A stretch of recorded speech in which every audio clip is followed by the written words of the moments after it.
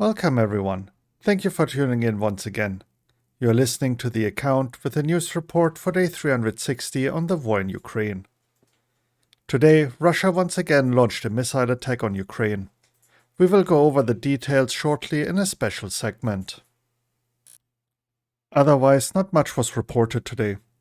I grouped the rest into the usual situation inside Ukraine, Russia and Belarus, including an interesting report regarding how a Wagner mercenary revealed a secret Russian repair base in Luhansk, and the international developments, containing several updates reported from the Munich Security Conference. Nothing of importance was reported out of the occupied territories, so we will be skipping this part. And to start the report, the usual flashpoints along the front. Luhansk Oblast. Serhiy Haidai, head of the Luhansk Oblast military administration, reported that Wagner PMC is running low on mercenaries in the area. Currently, Russian mobilized soldiers with little to no training are fighting at the front. According to Haidai, Kremna is the most difficult section in the Luhansk Oblast at the moment. Bakhmut. Heavy fighting is reported in the eastern outskirts. Ukraine reportedly managed to push Russian forces back and recapture some blocks. North of Bakhmut, the main fighting is concentrated on the settlement of Paraskovivka, especially in the southern parts. Wagner forces are also launching assaults against Berchivka and Zaliznianske. South of Bakhmut, the situation has stabilized. For now, the Russian advance has been stopped and in some areas pushed back. To start the news segment, an overview of the Russian missile attack on Ukraine. The day started with air raid sirens for Ukrainians. In its evening report, the General Staff of Ukraine reported Russia fired 16 missiles at Ukraine. Russia fired only 4 Caliber cruise missiles from missile carriers in the Black Sea during this attack, 2 of which were intercepted. For the rest of missiles, I assume Russia used tactical missiles, as the head of the Office of the President of Ukraine, Andriy Yermak, reported Russia using tactical aircraft to launch missiles. Due to the imminent danger of a missile attack, preventive blackouts were introduced in Ukraine. This measure helps to prevent damage to critical infrastructure of the power system. Meanwhile, the spokesman of the Air Force of the Armed Forces of Ukraine, Yuri Inat, commented on the small number of missiles used in this attack, saying it is probably due to a lack of available stock. Energoatom reported that during the missile attack, 2 Russian cruise missiles flew above the South Ukraine nuclear power plant at 8:25 and 8:27 a.m.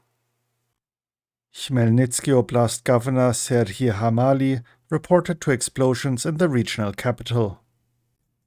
One of the Russian missiles hit a military facility, while the second one hit civilian facilities nearby. 2 civilians were injured and 10 apartment blocks and 3 educational institutions were damaged. And now a look at all the minor news out of Ukraine. In its morning update, the General Staff of Ukraine reported that its military had repelled Russian attacks near over 20 settlements in Donetsk, Luhansk and Kharkiv Oblasts.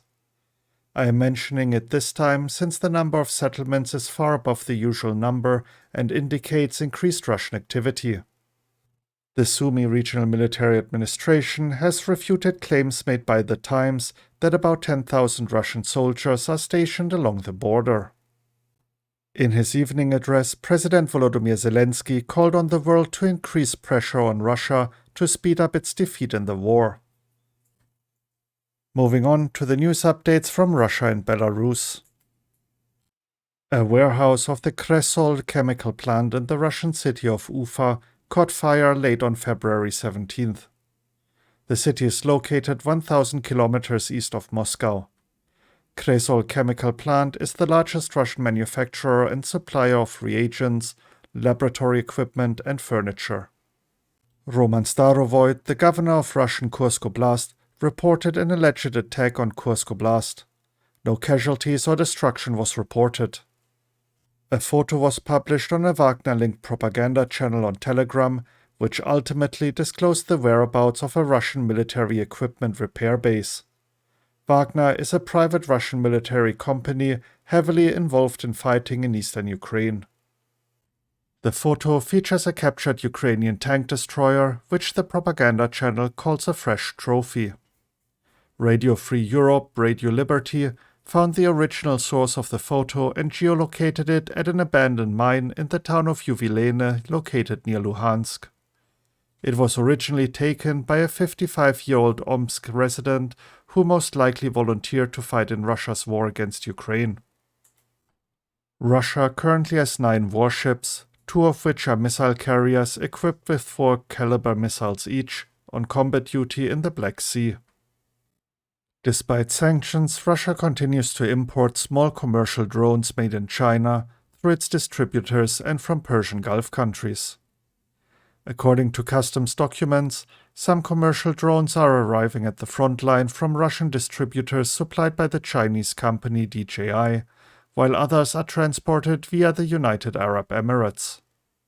Andriy Yusov, a representative of the main Directorate of Intelligence of the Ministry of Defense, reported that Russia has amassed 450 tactical aircraft and 300 helicopters at air bases in western Russia, but a massive airstrike on Kyiv is unlikely. However, the Russian Federation can use these planes and helicopters for an offensive operation in the Donbas. And to wrap up the news segment, the international developments. French supermarket chain Auchan has announced that it did not provide Russian soldiers with any goods. The company has stated that its shops in Russia provide help only for the civilian population and did not conduct any charitable collections for the Russian army. The full statement is available as a PDF on their website. The United States will directly warn companies against evading US sanctions imposed on Russia over the war in Ukraine, Deputy Treasury Secretary Vali Adeyemo stated.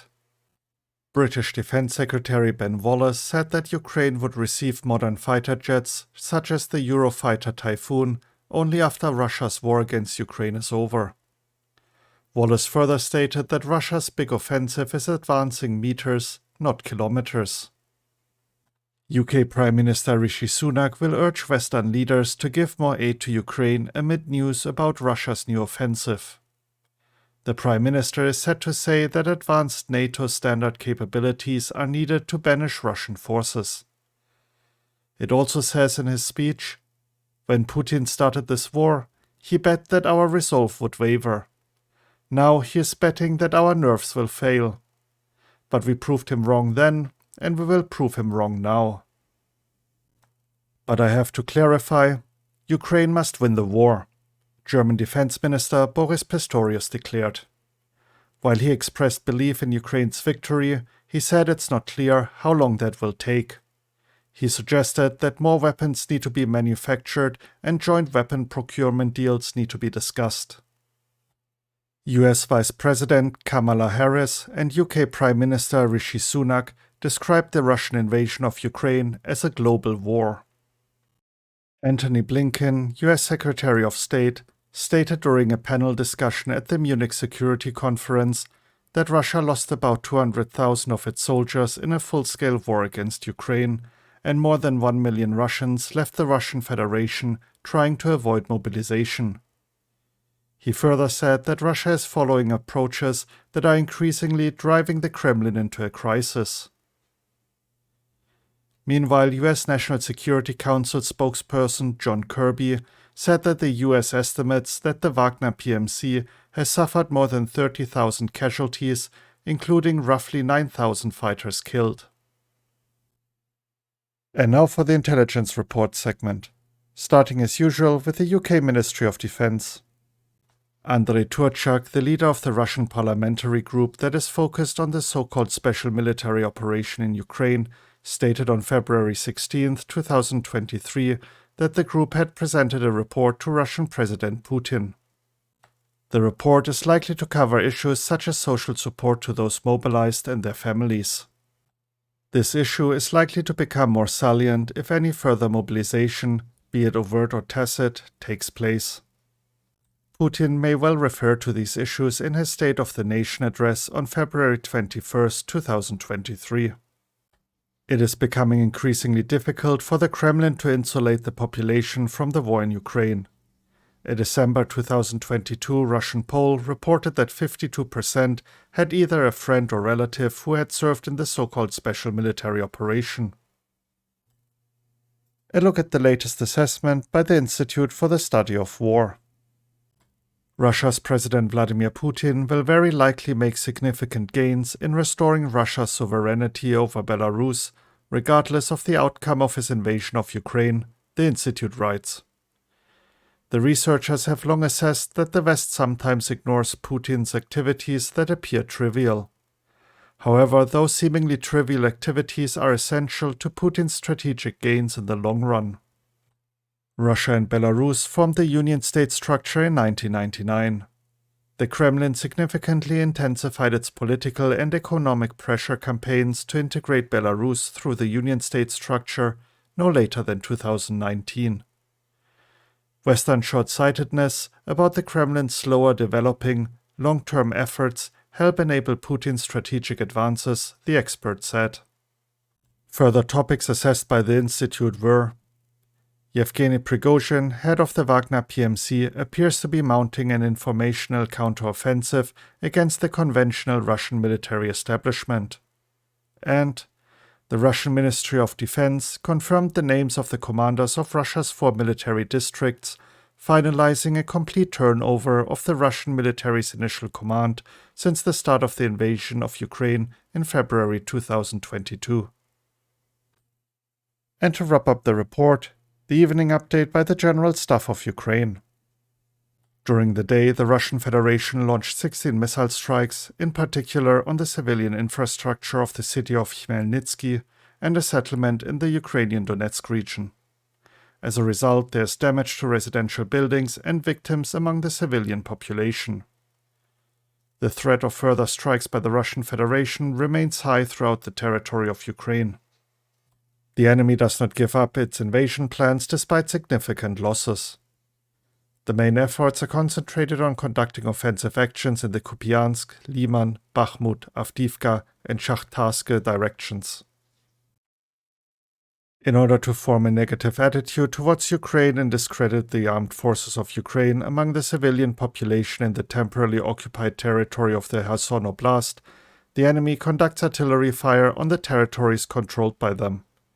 Medical institutions, residential buildings, and educational institutions are affected. And that wraps up today's report. As usual, you can find links to the articles I mentioned in the description in case you want to read up on the details. If you enjoyed the report and found it informative, please consider sharing it with others. Thank you for tuning in and have a great day. You were listening to The Account. Slava Ukraini.